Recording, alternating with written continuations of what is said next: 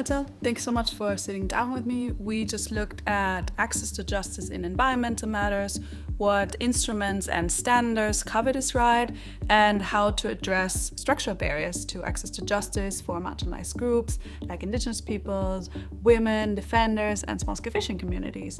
And that meant looking at state obligations. But what if the principal actor is actually a business actor? What responsibilities and obligations do we have then? So when it comes to human rights impacts arising from economic activities, there are roles and responsibilities for both the state and businesses. And the authoritative guidance that we use here is the UN Guiding Principles on Business and Human Rights, the UNGPs.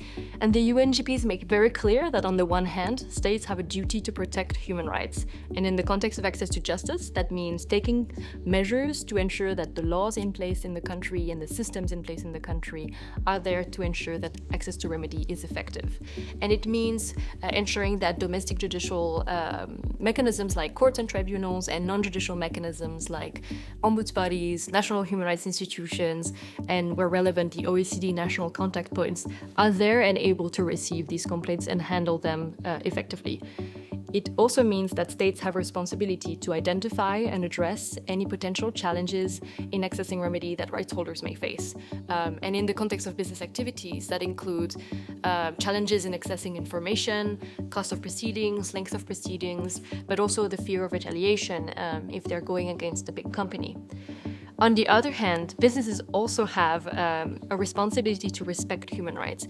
And in the context of access to justice, it means setting up or taking part in grievance mechanisms that can, again, handle these human rights grievances. It also means businesses have a responsibility to cooperate in these mechanisms and participate in good faith in those instances.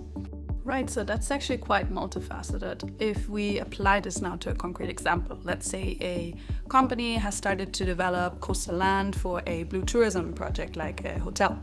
And that meant restricting access to fishing grounds for small-scale fishing communities in the area, meaning that they can catch less. If they wanted to complain, what expectation would be on the company?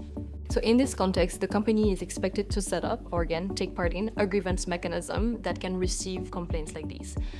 The forms that grievance mechanisms can vary very widely depending on the scope that the company gives it, but it must be able to receive complaints from the local fishers whose access to the coastline has been restricted, but also workers, local communities, and other rights holders that may be affected by their activities.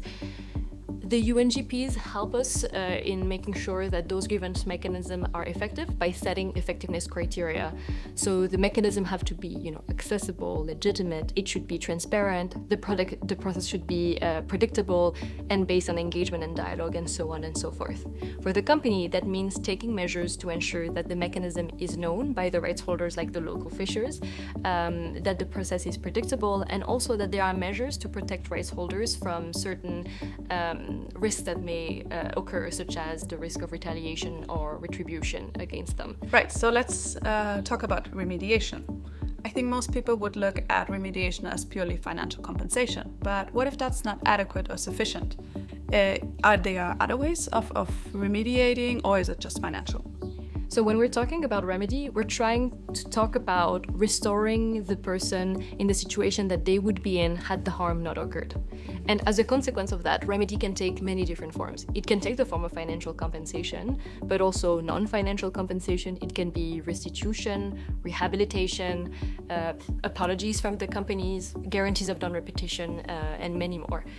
The right form of remedy will depend on what is deemed necessary by the victims and the rights holders themselves through dialogue with the company.